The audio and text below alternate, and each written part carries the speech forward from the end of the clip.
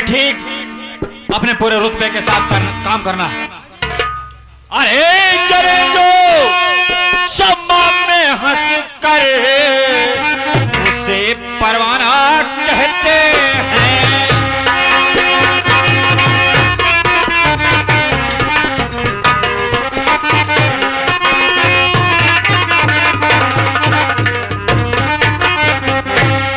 चले जो शम्मा में हंस कर अरे उसे परवाना कहते हैं।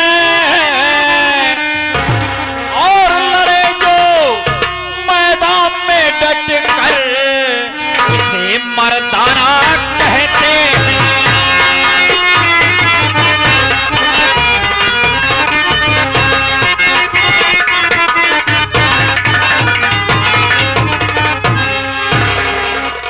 जले जो शम्मा में हंस कर उसे परवाना कहते हैं। लड़े जो मैदान में डट कर उसे मर्दाना कहते हैं। रहे जो समाज से कट कर उसे बेगाना कहते हैं। और जो बदला ले अपमानों का और जो बदला ले अपमानों का उसे दीवाना कहते हैं।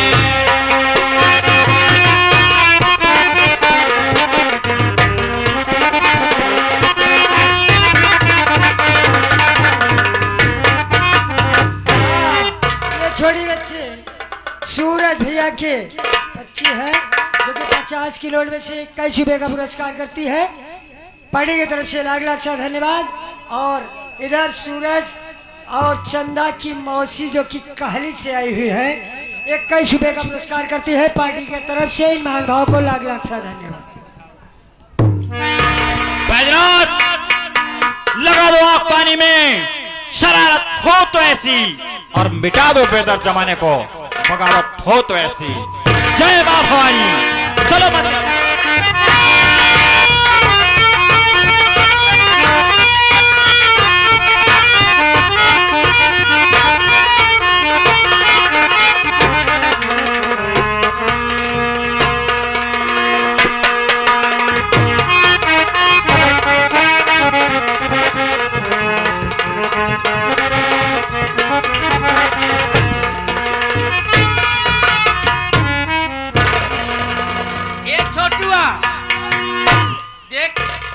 जंगल में चलता है शिकार कर रहे हैं लेकिन होशियारी से एकदम होशियारी एकदम टाइट रहा नहीं मार खाबो कर तू लेकिन कैसे चलता ही हो ये का बताई हो ये क्यों भूल गए हमको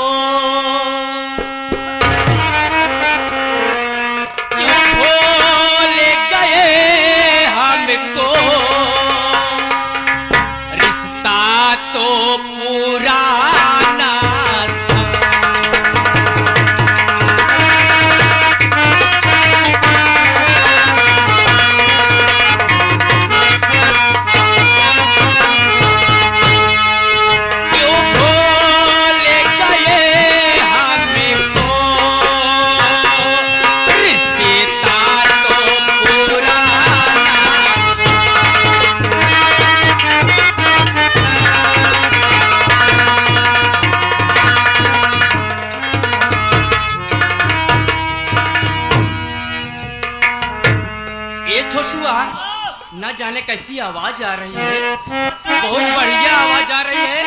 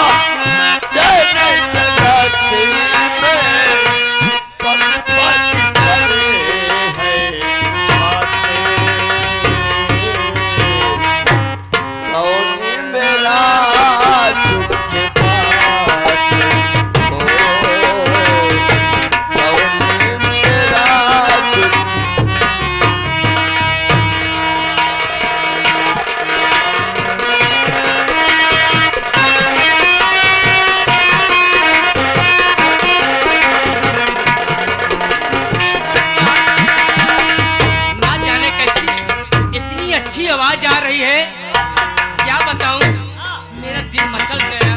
क्या बताऊं, बहुत प्यारी आवाज आ रही है।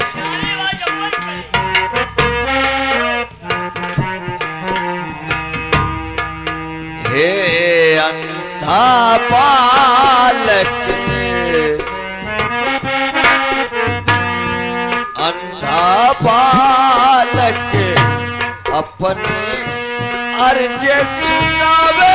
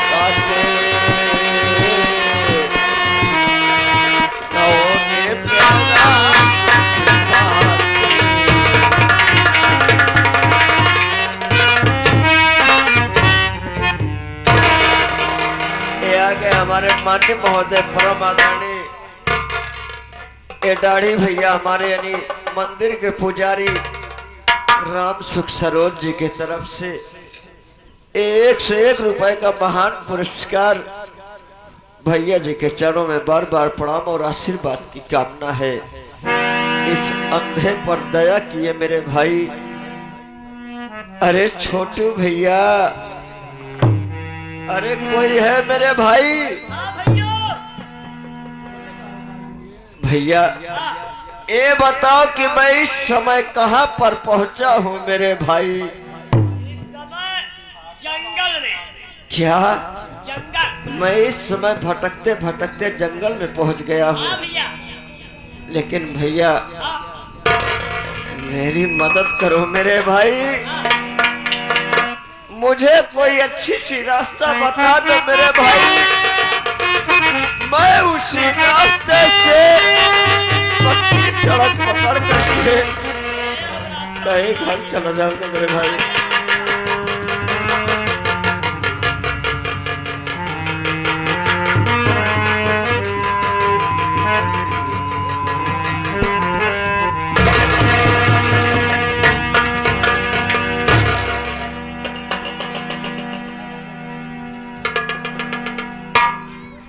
कौने महुआ के सोढ़ी में अटकाया भैया, और का हमका इच्छा ठेला के महुआ के पेड़ में लड़ गए मेरे भाई। ये मैं चुड़ैल उड़ैल नहीं हूँ, महुआ वो है हूँ, मैं एक लड़की हूँ। आप कौन है देवी जी? आखिर इस जंगल में आप क्या करने आई है इस वक्त? मैं आई हूँ शिकार करने के लिए। क्या? लेकिन क्या बात है देवी जी? मैं आज कुछ कहना चाहती हूँ। क्या है, आप मुझसे कुछ कहना चाहती हैं? जी ठीक है, कहिए देवी जी क्या कहना चाहती हैं? सुनिए मेरी बात,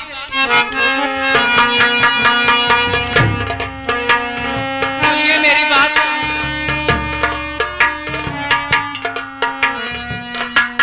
हो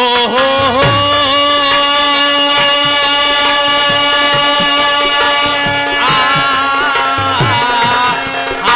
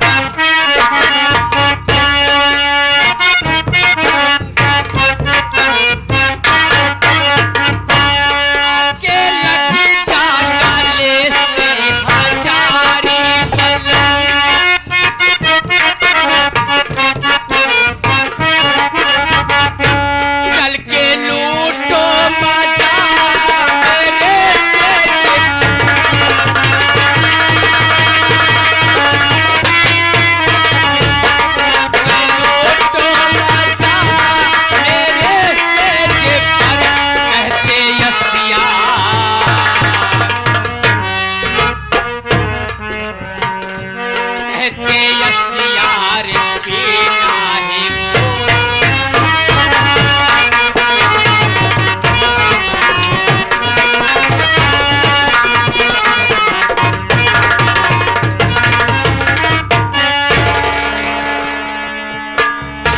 देवी जी, मैं भी आपसे कुछ कहना चाहता हूँ। क्या कहना चाहते हो मेरे राजा? जल्दी कहिए ना, बोलिए ना राजा जी।